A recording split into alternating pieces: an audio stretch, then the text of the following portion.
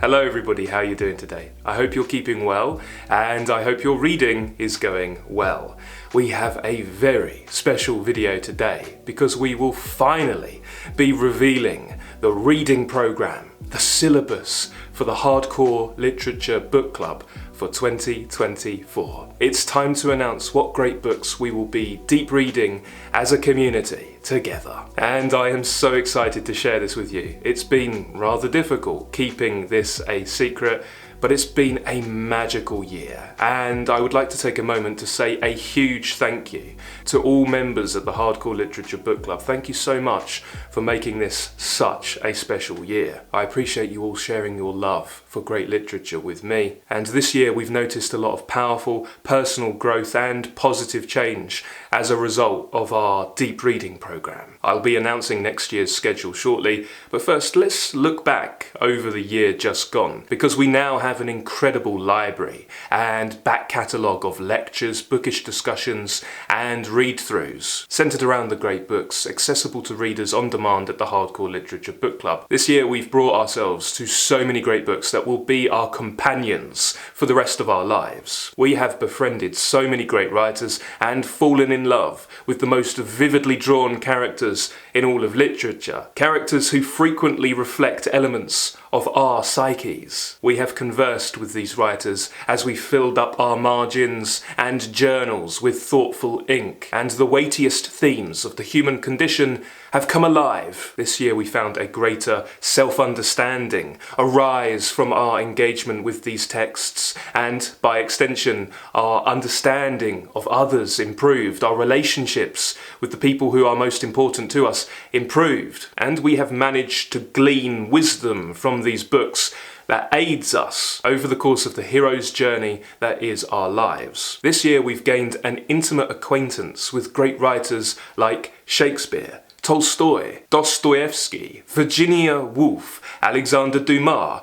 J.R.R. Tolkien, Ralph Ellison, Charlotte Bronte, Alice Munro, Thomas Pynchon, John Milton, and many more. And indeed, readers who have been exploring the book club back catalogue have found themselves falling deeply in love with writers like Cervantes, Jane Austen, James Joyce, Charles Dickens, Victor Hugo, Herman Melville, Emily Bronte, Cormac McCarthy, and many, many more. We have the kindest and most thoughtful group of like-minded lovers of literature at the Hardcore Literature Book Club now. I've said it before and I'll say it again. The book club is like a literary oasis. And in our community we have readers from all backgrounds, all ages, from all cultures, all united by our shared love of great literature. And this has resulted in the most beautifully nuanced discussions around these great books. The Hardcore Literature Book Club truly feels like a bookish family now, and many readers have told me about some really exciting, life-changing effects that they've noticed from their deep reading. Students have noticed that their grades have improved significantly. Their ability to form a persuasive argument and write compellingly has shot up. Many members have said that the sense of companionship that they get from the club and these great writers has also had a very positive effect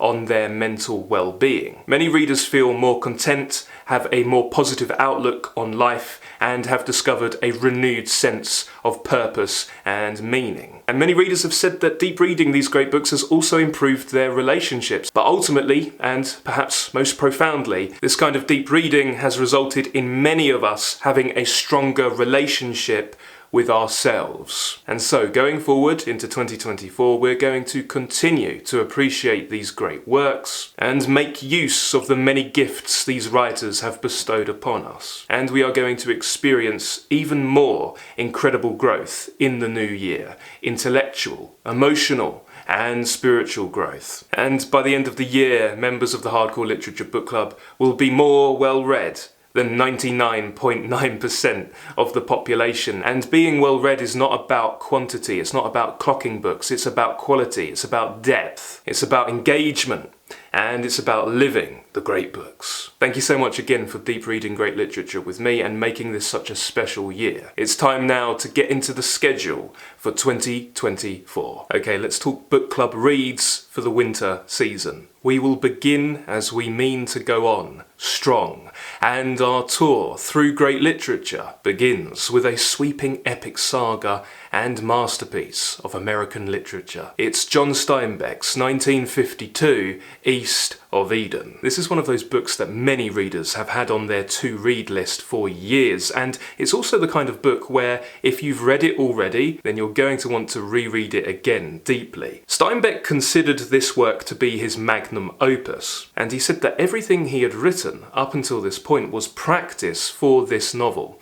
Essentially, he put everything he knew about the craft of writing into East of Eden. And this is an astonishingly immersive novel. Yes, it's sprawling and ambitious in scope, but it really grabs hold of you. And it doesn't take long before we find ourselves truly living in the world. Steinbeck may give us a sweeping canvas, but his attention to detail when it comes to painting the individual, the little brushstrokes that, taken together, create protagonists that feel like people. His attention to detail is extraordinary, and we have lush, poetic prose that honours the sublimity of the natural world alongside psychologically complex characters. And you will swiftly feel as though these characters are your friends and family, and you will take their concerns on as your own. The Nobel Prize Committee were right when they outlined their reason for giving Steinbeck the prize. They awarded him the prize for literature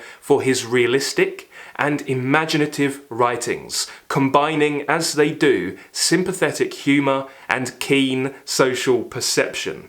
Steinbeck brings to life the story of two families, one of which is partially based on Steinbeck's own family, and their intertwined destinies in the Salinas Valley of California. Now, this is a very elusive and allegorical book. The grand biblical parallel is the fall of Adam and Eve, and the story of Cain and Abel. And what we learn about allegory here will serve us well for another allegorical read later in the year. Despite East of Eden's allegorical and symbolic nature, it is incredibly accessible. Profound and resonant, yes, but also captivating and compulsively readable. Steinbeck is a very warm writer, and you will form a personal relationship with him over the course of your reading, and you will undoubtedly appreciate his irony, his sense of humour and wit. As we read, we will get to the heart of themes like good and evil, the human soul, family, love, loneliness, identity, religion, myth, and the power of stories. This is a very special read through for the club because this is our very first Steinbeck. I personally love all of Steinbeck's works, and I have reread him endlessly over the years. But East of Eden has long been my particular favourite. And indeed, this is one of the books that has been most frequently mentioned to me, particularly by rereaders. And it's a very good sign when a book has many rereaders, because it points to the fact that there is something enduring in the work. So we open the year on a heart piece, and you could take a very long time with this book because you'll find that you want to keep the story going. You want to delay its end in order to keep on living in it. But you may also find yourself swiftly inhaling the pages because, as I said, it is compulsively readable. My prescription is to take this book across 7 to 8 weeks, and this is the span of time across which lectures will be released. However, you may wish to choose to embrace your own self-pace, which the club is designed to facilitate. Let's go on to our next masterpiece, and we will be layering in some life-changing poetry. Whilst we're journeying across our big read, we'll also be getting into the cosmos of Walt Whitman, and we will be appreciating his Leaves of Grass. Walt Whitman is one of the greatest poets of the American sublime, alongside Emily Dickinson, Wallace Stevens and Robert Frost. Whitman is a writer who has connected to the American consciousness and become the voice of the nation, and that means becoming the voice of many nations. And ultimately we will see that Whitman is a universal writer. He speaks to and for all the world. Leaves of Grass, which Whitman revised and expanded endlessly over the course of his life right up until his death, is one of the most life-affirming books of poetry I have personally ever encountered. His poetry begs to be chanted aloud. And when you chant his works, his life-affirming power works its way into your soul. We will slow down and we will break apart his lines and discover where their weight, energy, and power comes from. And together we will enjoy the celebration of ourselves that Whitman offers. Dead Poet style, we shall sound our barbaric yawps over the rooftops of the world. Whitman's free verse poetic masterpiece exhales the philosophy of American transcendentalism, and in so doing, Whitman joins an illustrious group that is blessed with the likes of Ralph Waldo Emerson and Henry David Thoreau. The core belief of this philosophy is in the inherent goodness of people and nature, and indeed part of our reading assignments for this one will involve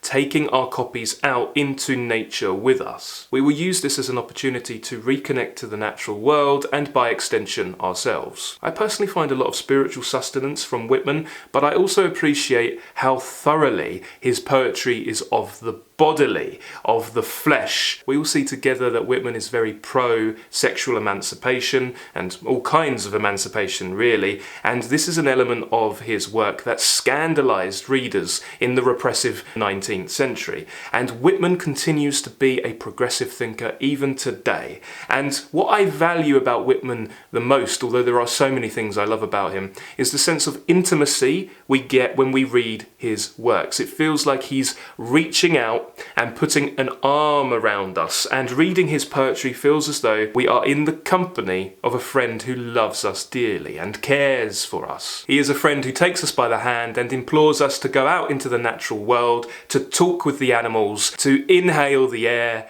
and live. We will be paying careful close attention to Song of Myself, but I will also be encouraging you to explore, and we will discuss many more of his poems, so you're going to want a copy of his complete works. My hope is that your copy of Walt Whitman will become very well loved, well thumbed and battered, and it becomes a book that will never leave your bedside, a book that you will return to liberally over the course of your life. This poetry will make sure we start the year off in a liberating, positive, self and life-affirming way, and we will also use this as an opportunity to become more confident with poetry itself. I recommend taking this one over the course of 6 to 8 weeks for those following along live, and then rereading over and over again and dipping back into it over the course of the year. Now, taking us out of winter and into spring, we have another book that many readers have been excitedly talking to me about for a very long time. In fact, this book may just be the #1 book, along with another work later on in the list, that I've heard about most frequently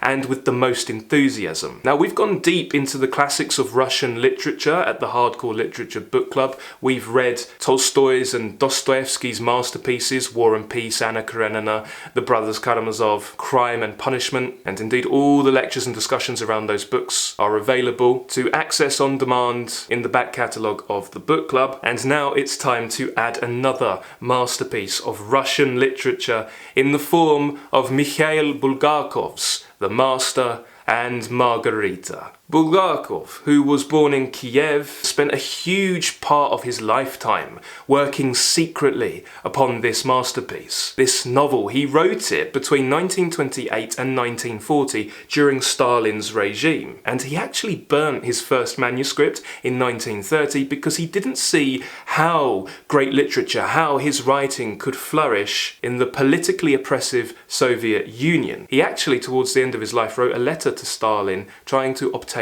permission to leave. He was being made to feel as though he didn't belong in Russia. He and his work didn't belong. The request was sadly denied, and his remaining in the Soviet Union had a very tangible negative effect upon him.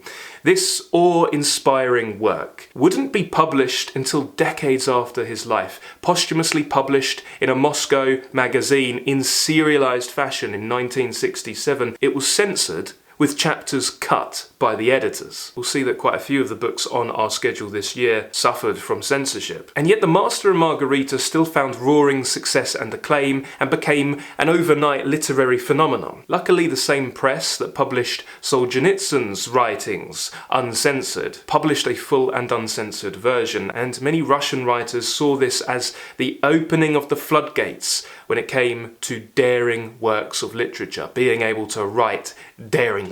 This work is allegorical, it's satirical, symbolic, carnivalesque, and Kafkaesque, combining dark comedy with supernatural and magical elements and Christian theology, but ultimately defying any one genre, as great works typically do. This is a very cerebral novel, and satirical works typically are very cognitively challenging, so we'll learn how to appreciate satire together, and we will put this work in its historical context. But for a work that will push you and challenge your thinking, it's also very accessible, very witty, very funny and subversive, and vividly drawn. My prescribed reading pace for this one is 7 to 8 weeks. Now that we're into spring, we will want to capitalise upon everything we've learned when it comes to appreciating wit and irony with a bit of a gear shift. Around this time, we will be deep reading and appreciating Jane Austen's Pride and Prejudice. And this is a very special novel, and Jane Austen is an author that we have read before at the book club. We read her late autumnal quiet masterpiece Persuasion, but Pride and Prejudice is on a very different energy level. It's sparkling, it's bubbling with wit and vitality, it's incredibly funny.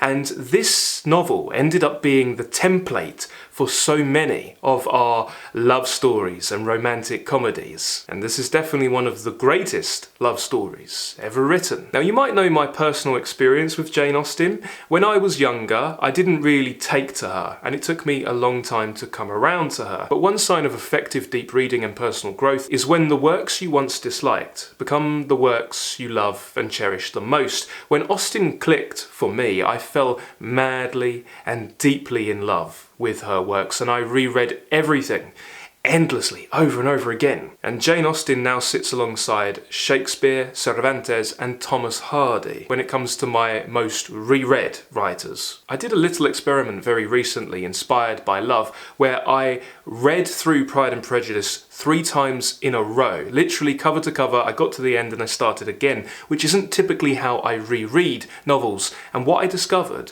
was that there was always something fresh, always something new to appreciate on each and every reread. That only made me fall in love with Jane Austen's writing even more. Now, I have a feeling that this will be a reread for around 80% of readers, the majority of readers. And I really do love to put a work in each year that's likely to be a reread for many of us. This year just gone, it was Jane Eyre, and the response to Charlotte Bronte's novel was beautiful. It resulted in one of the most rewarding communal reads that we've ever conducted. And indeed, whilst we were thinking about who the greatest Byronic protagonist was, is it Charlotte Bronte's Mr. Rochester? Is it Emily's Heathcliff? Many readers pivoted and said, it's actually Mr. Darcy. Having a book that's a reread for most readers is a really beautiful experience for those coming to the work for the first time, because being part of a group that's comprised of rereaders who love the work, who are coming to the work for the 3rd,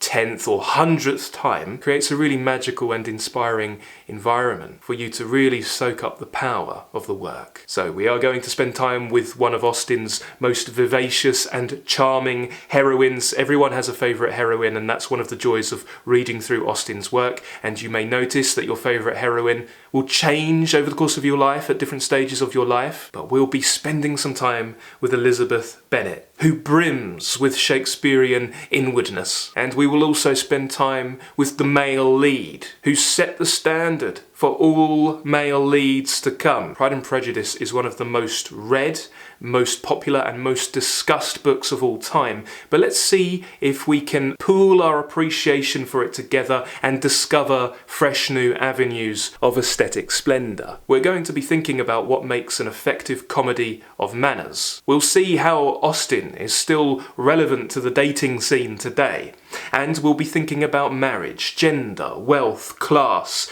and we will also see where Jane Austen's prose was most revolutionary and influential. And we'll learn about the development and the rise of the novel. We'll also see what makes an enduring character, because Jane Austen, very much like Shakespeare, very much like Charles Dickens, gifted us a heterocosm of distinct individuals. One of the blessings of rereading Jane Austen is apprehending and appreciating otherness. Yes, there's self-reflection there. Yes, we can see elements of ourselves, but it's that feeling of companionship and that feeling of being in company with good friends. That's what makes reading Jane Austen such a joy. My prescribed pace for this one will be around 6 to 8 weeks. So that's our springtime big read, but let's talk expansive and supplementary discussions. As we move across the springtime months, it's the perfect time of year to treat ourselves to a good laugh, some farce, satire, parody, something with wit and verve and great social irony, something that will make us chuckle. So together we will continue to expand our appreciation of French literature. We've done deep readings of Victor Hugo and Alexandre Dumas, and now it's time to appreciate one of the greatest playwrights of all time, with the plays of Molière. We've enjoyed so many great plays from the very best playwrights in the book club. We've read Henrik Ibsen, we've read Oscar Wilde, Aeschylus, of course we've read lots of Shakespeare, and at time of recording we're about to read Goethe's Faust. But now it's time to give special care and attention to one of the strongest writers in the Western tradition. If one were to fall in love with Shakespeare and ask me which dramatist to turn to next, which genius of the theatre, who will help satisfy my love for the theatre, what I would do is I would put a collection of Molière's plays in that reader's hands, and I would implore them to find a performance, or indeed many performances, near them. I use the Shakespearean comparison not to say that they are particularly similar, but to impress upon you the absolute genius of Molière. Molière, like Shakespeare, is a universal writer, and he gifted us many comic masterpieces. As such, his plays are performed at the Comédie Française more than any other playwright. His plays are adored universally all over the world, and the French language itself is often lovingly referred to as the language of Molière. We will be enjoying a special focus on Tartuffe, the Misanthrope, the School for Wives, and the Learned Ladies. And we'll also talk about how you can continue to bring yourself to the rest of his plays. Together we're going to enjoy satires on academic pretension, we'll enjoy some ribbing of the hypocritical aristocracy, we'll enjoy verse comedies of manners, and we'll also explore why some of Molière's works were banned. And we'll use this as an opportunity to enjoy not only witty repartee, but we'll also use this as an opportunity to explore the socio-cultural background from which these plays sprung and what they were poking fun at. We'll use this as an opportunity to appreciate a different tradition than the one from which Shakespeare sprang. Now let's talk about our next big read, and this most certainly is a big read. As we see out the rest of spring together, we will be reading a work that many consider to be the world's first novel, although there is much debate around this. At least the first Japanese novel, or many have said this is the first psychological novel. We will be deep reading together the greatest masterpiece of Japanese literature, a work that was written over 1,000 years ago. This work was written by a noblewoman poet called Murasaki Shikibu. The work we're reading together is, of course, The Tale of Genji. Now, Murasaki Shikibu is actually a nickname, and she was from a powerful mid-level aristocratic family, and she served as lady-in-waiting for Empress Akihiko, and her talent for writing made her a really sought-after personage in the court. Around this time, being able to captivate another with beautiful and profound monogatari, or tales, would have made one very attractive and admired. And we certainly see that come through in this sprawling tale of courtier life, which includes 795 interpolated poems, and indeed many readers have said that the poems are some of the best parts of this story. We see that poetry composition around this time in the medieval Japanese court was a matter of social necessity. Exchanging poems was integral to courtship, and indeed I hope along the way our lectures and discussions will inspire many of you to have a go at writing your own poetry. Now, Murasaki Shikibu wrote Genji Monogatari in chapter by chapter installments that would be delivered to a captive audience of fellow noblewomen. The story beckons us into the courtly world of the imperial city now known as Kyoto. Our focal character is Hikaru Genji, or Shining Genji, son of the emperor and a low-ranking concubine. We see that the emperor longed to appoint Genji as his heir apparent instead of his firstborn, but given the status of his mother, he knows that the court would have never been okay with that. So he decides instead to remove Genji from the imperial family, which allows him to straddle social strata and serve both as commoner and high-ranking government official.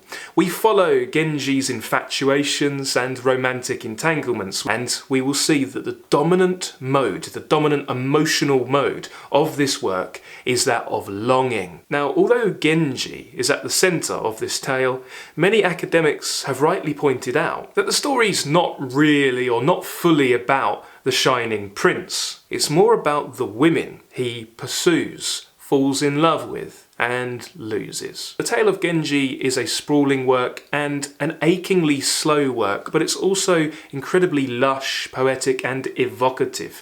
Patience is rewarded for this one, and you may well discover that this is a work that you can go on living in for a very long time. This is one of the most rereadable novels of all time. Now, because this is a very large work, I will be offering two options for readers. We have an intermediate option, which is the abridged version, which is around 300 pages. As you can see, there is a considerable size difference. Or if you love the sound of this, or you read a little bit and you find yourself hooked, then you can go for the whopping full version, which is over 1,000 pages. Our lectures will provide a link through the story that will reward both kinds of reader. Now, ultimately, what we're getting is an incredibly immersive story. Once you've gotten into it, and along with the translation guide, we will of course talk at length about tips for getting the most out of this work. Once you've gotten into it, you'll find that this story runs in the background of your mind. You take it out and about in your life with you, and you may find that as you read, your surroundings drift away from you. You enter a dreamlike state, and as you perceive the scent of cherry blossom in the air, you may discover that you have been transported to 11th century Japan. The Tale of Genji is an expansive work, and we expand with it. A work that offers an imaginative feast and a world that you can simply live in. My recommended pace is around 9 to 10 weeks for this one, but this is also a work that would reward an ultra slow reading. So you could take this work steadily over the course of the year whilst layering in other works. Now let's talk about our big read for summer. I think summer is a big book season. You might find that you have more downtime to get through huge works. Indeed, the days are lighter, longer, so that means more reading time. And our reading project for summer is the 1996 postmodern masterpiece, Infinite Jest by David Foster Wallace. David Foster Wallace has gifted us what's known as an encyclopedic novel. Other examples of encyclopedic novels include Herman Melville's Moby Dick and Thomas Pynchon's Gravity's Rainbow, both book club reads that we have lectures for. An encyclopedic novel is the kind of work that offers a sprawling vision and attempts towards a comprehensive depiction of the human condition. Now, David Foster Wallace actually wrote this to take place in a near future alternate world where the calendar years, the dates, have been supplanted by corporate sponsors. And we're in a world that sees the United States, Canada, and Mexico comprising a unified superstate. We might call David Foster Wallace's vision a dystopian one until we realise how true to life it actually is. Now that we're in the 2020s, there are elements of this work that can be read as shockingly prescient. And David Foster Wallace totally nailed the spirit and the concerns of the era. We have a novel that deals expertly, poignantly, and powerfully with themes of addiction,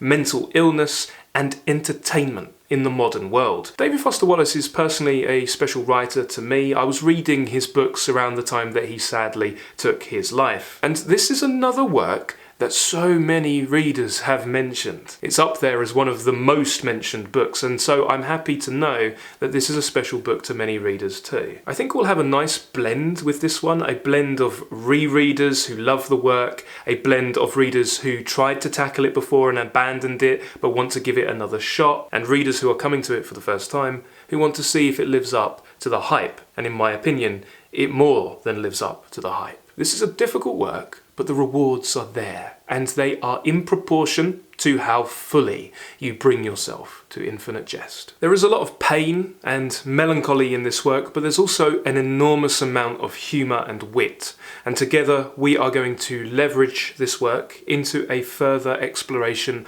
of postmodernism.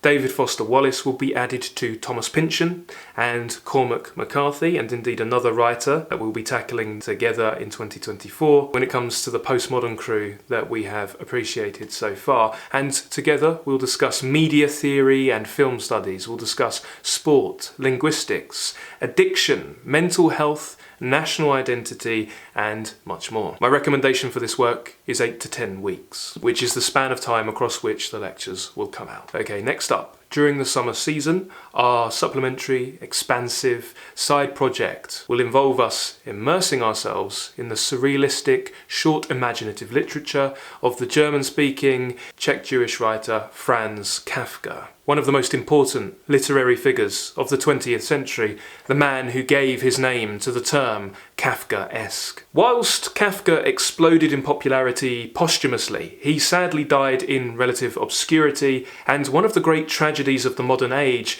is the fact that Kafka suffered from artistic self-doubt and ended up burning more than 90% of his output. He even instructed his close friend in his will to destroy his unfinished work. Thank goodness we do have some works that survived, because as you will see, it's genius that so frequently doubts itself. Kafka's influence can be felt in the writings of Jorge Luis Borges, Albert Camus, Gabriel Garcia Marquez, Milan Kundera, Jean-Paul Sartre, J.M. Coetzee, J.D. Salinger, Haruki Murakami, and many more, whilst Kafka's own aesthetic heritage would include Dostoevsky, particularly The Brothers Karamazov and Crime and Punishment, lectures of which are available in the back catalogue of the Hardcore Literature Book Club. Franz Kafka would even call himself a blood relative of Dostoevsky. Harold Bloom would say that Kafka's inventiveness and originality rivals Dante, and he challenges Proust and Joyce when it comes to being the dominant Western author of the 20th century. One of the curious things about Kafka is we read him today for his absurdist prose masterpieces that explore themes of alienation, existential angst and guilt, and yet when Kafka read these works aloud to his friends, he and everyone in the room would be in stitches. The room would fill up with raucous laughter, and so together we're going to put our finger on the comic element of these surrealistic stories, and we're going to see what they reflect back at us. Together we will be appreciating and interpreting stories like The Metamorphosis. You most likely know this iconic work from 1915, the one in which salesman Grigor Samsa awakes one morning to find that he's been transformed into a giant insect. This is often interpreted as a beetle or a cockroach. We'll also have a special focus on the short stories A Hunger Artist, In the Penal Colony, and The Judgment, whilst also appreciating some of his very short works, his sketches and vignettes, which is where Kafka particularly shines, and we will also touch upon how one should approach his incomplete novels. We're now into autumn, and we have another Nobel Prize winner on this year's schedule, with Toni Morrison, the first African-American woman to win the prize, which was awarded to her because her novels are characterised by visionary force and poetic import, and she gives life to an essential aspect of American reality. We will be reading the intensely lyrical, achingly beautiful work of magical realism, a work that merges fantasy and reality, and a work that has actually been banned and challenged in school districts across America for being explicit and inappropriate. Many found the book's sex, violence and profanity to be offensive. We are reading a Bildungsroman from 1977, a work that many, myself included, consider to be Toni Morrison's magnum opus, her masterpiece. As we slide into autumn, we will be reading Song of Solomon. This is a book about alienation and identity, human flight as a means of escape. It's a book that explores the abandonment of women, generational trauma, and the long-term damage to the community caused by racial prejudice. This work is steeped in biblical allusion and symbolism. The title, as you may know, comes from an erotic poem and work of wisdom literature from the Bible. Morrison is also steeped in Shakespearean allusion, and her work rings out with song, with language shaped by an oral storytelling culture. And honestly, this is some of the most gorgeous and breathtaking English prose in the whole of the 20th century. And if this is your first Toni Morrison, you'll find that this work opens up a whole new world for you, and you'll find yourself desiring to explore her entire bibliography. Toni Morrison is of course a very good writer for one's special author focus, which is something that I like to encourage book club readers to do. If you've fallen in love with a work or a particular writer, I encourage readers to keep exploring their output. If you need any persuasion for this one, I implore you to turn to Morrison's own foreword in the vintage paperback edition, in which she talks about how this book was developed out of the pain of losing her father. When she lost her father, she found that she actually lost herself, because with him went the girl he thought her capable of being. And so she began to talk with her departed father, in her mind, in her heart, and in her soul, and she got to know him better after his death. And she asked him, "What are the men you have known really like?" And he answered.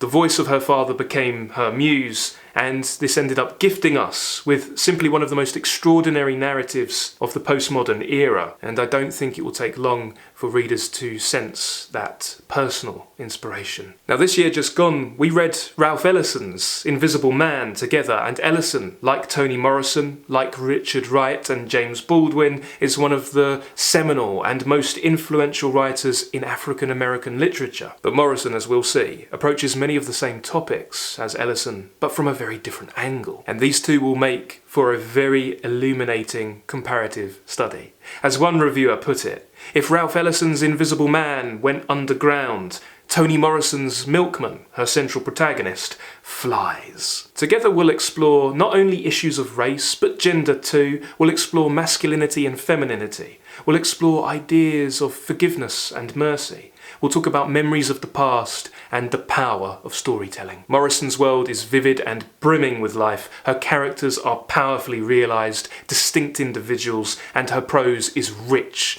and intoxicating.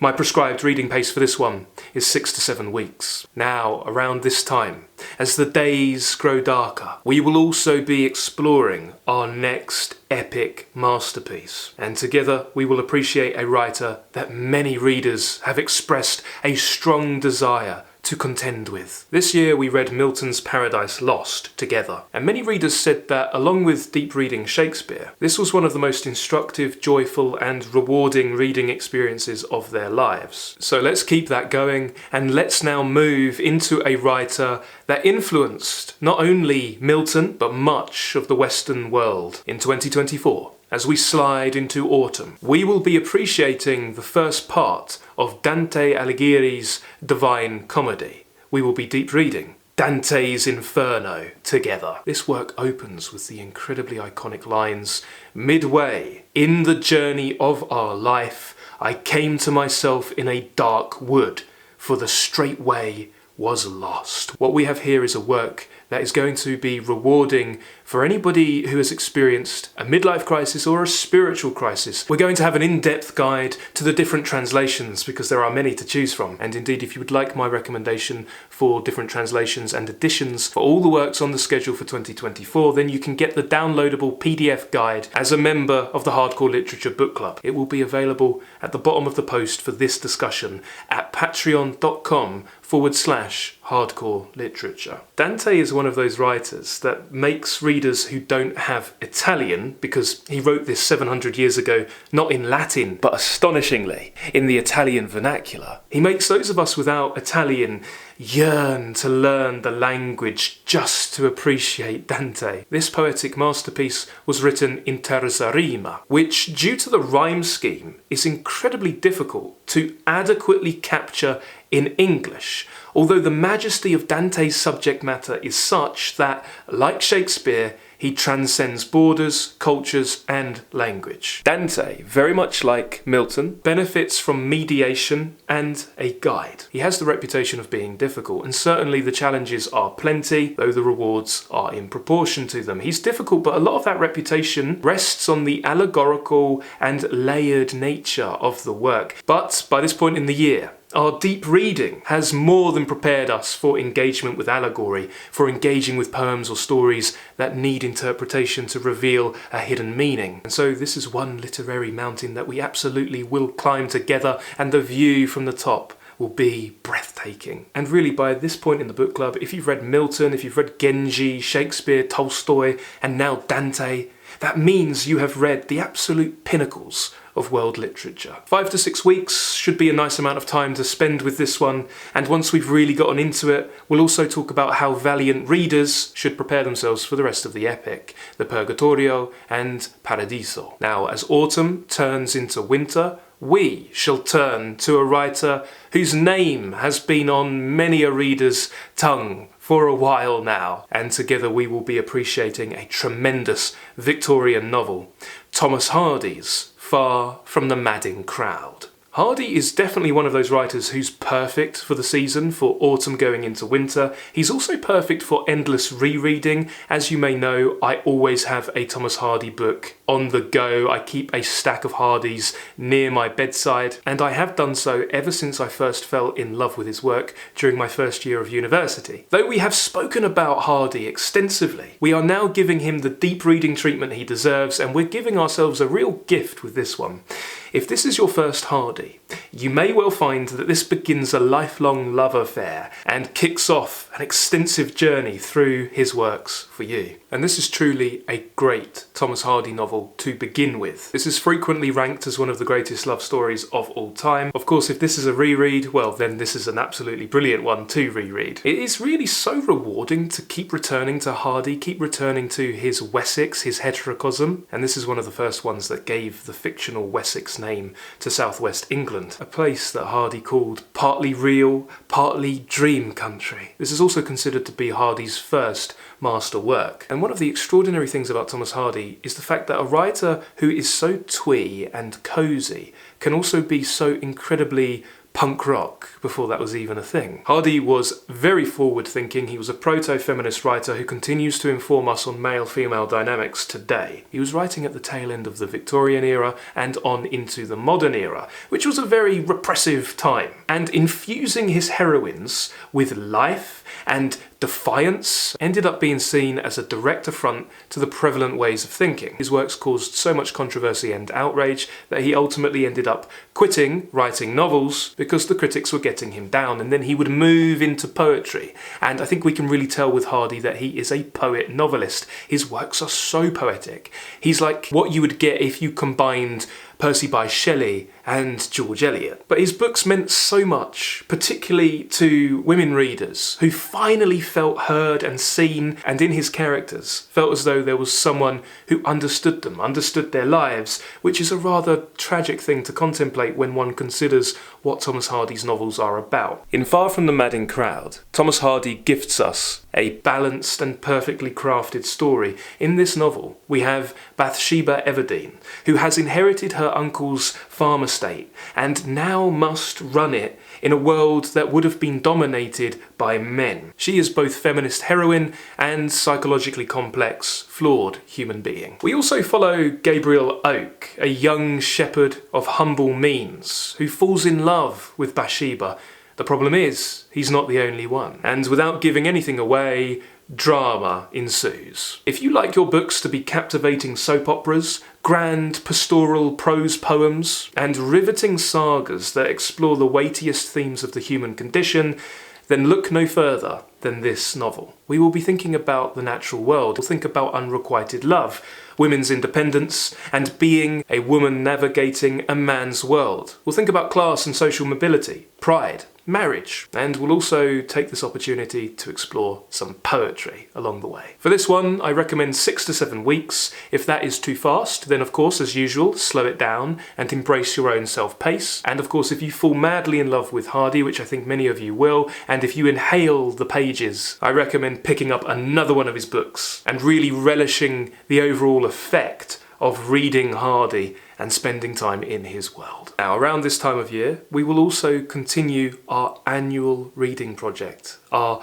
Secret Dickens project. Each year, we read another one of Charles Dickens's works, and we also have a reflective rereading of A Christmas Carol. At time of recording, we're gearing up for A Tale of Two Cities. Our previous Dickens was the incomplete The Mystery of Edwin Drood, and it was a lot of fun thinking about how it might have ended, and the Dickens before that was Great Expectations. And next year, we will have another great Dickens, a masterpiece, but I'm not going to reveal it just yet. That's a surprise for the end of the year. The really magical thing about Dickens is if you read him over the long term, and he's a writer that really rewards reading over the long term, you will start to get to know him. Something of his personality will emerge.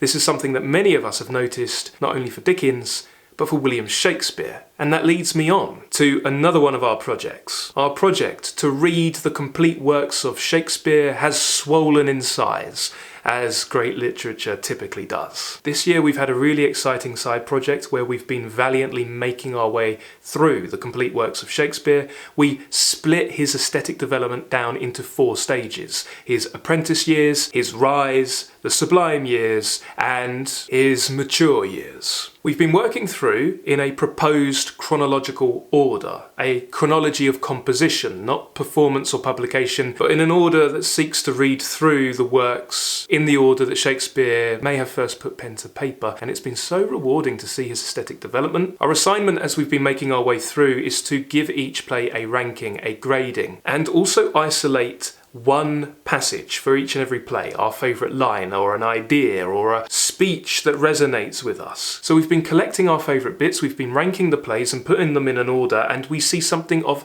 our personal canon emerging. Now, as we arrived at the Bard's sublime years, we found that the cognitive challenges and aesthetic splendour exploded, and we wanted to give Shakespeare's masterpieces more space for insights to arise. So we will continue with this project into the new year. If you're coming to Shakespeare for the first time, you're at a very good jumping off point. I recommend starting with Hamlet, consulting our chronology, and joining us. The really magical thing about this project is I thought it was going to be incredibly niche. It was a heart piece born out of my love for Shakespeare. And so I've been blown away to hear from so many readers who said that our engagement with Shakespeare this year was the highlight of their reading. And many of us now consider Will to be a very close friend, and many have said that it's rather strange to contemplate going into the next year without reading Shakespeare. His absence would be felt. And so we are going to continue mindfully enjoying Shakespeare, and we're going to bring him into the new year with us. At time of recording, we have a treasure trove of lectures and discussions around the Bard, and my lectures sought to follow the biography of Will, envisioning what it was like for this young man from Stratford to turn up in London and change the world of theatre and literature forever. We mix biography with poetic appreciation, stylistic analysis,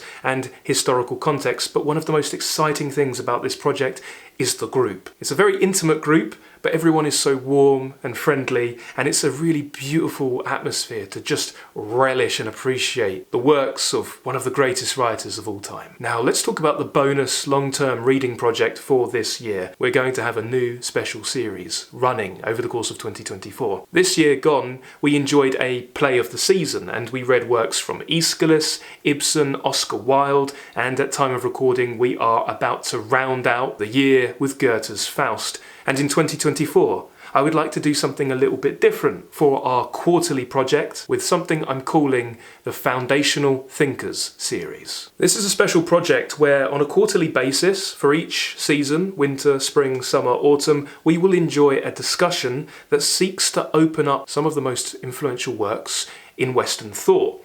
we will have a lecture that serves to introduce you to and explore 4 masterpieces that will challenge us in new, exciting ways, which you will then be able to utilise as supplementary and secondary reading to further explicate your reading of the great books. We'll be exploring an influential work of political science, a collection of essays that changed the world, a breathtaking work of philosophical literature, and a landmark in the history of psychology. These are 4 works that hold a lot of personal meaning for me, and I've been returning to them consistently over the years, and these are names that you have likely heard touched upon when listening to our lectures. Our writers for our special seasonal discussions are Machiavelli, Montaigne, Nietzsche, and Freud. Our first for the year, so for winter, will be a deep dive into and introduction to Machiavelli's The Prince, a 16th century political treatise. You know, of course, that we get the term Machiavellian to mean scheming from his name, and we will see and examine and appreciate the book that resulted in that. Next, for spring, we will be reading and discussing the essays of Michel de Montaigne. Around the turn of the 16th century, we had 3 very foundational thinkers that provided seismic shifts for the world of literature. We had Shakespeare doing incredible revolutionary things with character, we had Cervantes doing incredible things with the novel form, and we have him to thank for the modern novel and what it would become, and we have Michel de Montaigne, who was the father of the personal essay. Now, we've appreciated Shakespeare and Cervantes, and it's time now to appreciate Montaigne. Then for summer, we will have a special appreciation for Friedrich Nietzsche's Thus Spoke Zarathustra. We will discuss what he meant by the assertion that God is dead. We'll talk about the concept of the Übermensch, or the Superman. We'll talk about eternal recurrence and the will to power, and much more. On top of that, we will see that there is an overlap with works of imaginative literature and philosophy. We will also continue to see imaginative power when we come to our special thinker for winter, and we'll be discussing Sigmund Freud's The Interpretation of Dreams, which we could well call the last great Gothic work of the 19th century. Dreaming and reading have a lot in common. Both are explorations of our unconscious and are in need of deciphering. Our reading of great poetry has helped us to speak in symbols, which comes in handy when we turn to our dreams. Like Nietzsche, Machiavelli, and Montaigne, Freud was also a great lover of high literature. On top of all this, in 2024, I will be opening up some new, exciting, and recurring reading threads. These will be structured monthly discussions. Now, we always have a really fantastic reading discussion that kicks off the beginning of the month. I absolutely love this thread. Myself, like many readers, find that at the beginning of the month, there are so many great recommendations from fellow readers that I end up buying a real significant handful of new books. It's a really exciting place to hang out and talk about literature, talk about what we've been loving, talk about life generally, and it's a really good way to start the month with a little bit of accountability and joy. I'll be adding a couple more reading threads. We will have a mid-month poetry appreciation thread, and at the end of the month we will have a short story appreciation thread. For the poetry thread, each and every month I will be recommending to you 3 specific poems that have a thematic and stylistic link, and it will be exciting to uncover the commonality between these poems. The textbook for these poems is the Norton Anthology of Poetry. I've got the 6th edition here. It's over 2,000 pages and it's absolutely packed with great poetry. So each month I'm going to make a recommendation of a curation of related poems to leverage into discussion. And this will also be a place to discuss poetry generally. So we can talk about any poetry you've been soaking up and would like to share with the group. Likewise, for the short story thread, each month we'll have a nice little surprise and I will present 3 specially curated works of short imaginative literature, all of which can be found in this anthology, That Glimpse of Truth. Again, this is also a place where we will enjoy the short story form generally, as well as picking apart the specific recommendations. So, there we have it. That's the schedule for 2024, and I would once again love to say a huge thank you to all readers at the Hardcore Literature Book Club at patreon.com/hardcore literature. I appreciate you all so deeply, and I am astonished at how much love there is for these great books. It's an absolutely wonderful group. We're from all backgrounds, from all over the world, all different cultures, all ages and professions, and all united by our common love of literature. So thank you all so much for continuing to keep great literature alive. If you're a newcomer to the Hardcore Literature Book Club, my recommendation is to focus on the work that pulls you in right now. What work intrigues you? If you like to read multiple books simultaneously, I recommend jumping on with the current live read as it comes out, and also picking one book from the back catalogue, the library of lectures, and reading that and enjoying the discussions at your own pace. So join us for a fantastic reading adventure, and you will be warmly welcomed by me and the other lovely members. There is a downloadable, printable schedule for the reading year for 2024 at the book club. That's at patreon.com/hardcore literature. Thank you so much for watching today, thank you for being here, and thank you for reading along. I'm so happy that there are so many like-minded lovers of literature who have a thirst for this kind of self-scholarship and a deep reading programme that aims to make us more fulfilled, happier, mentally robust, and ultimately better thinking and feeling human beings. I hope the schedule for this year has made you as excited as I am, and here's to another great reading year. I'm Benjamin McAvoy from the Hardcore Literature Book Club. Happy reading, everybody, and I hope you have a lovely day. Bye-bye for now.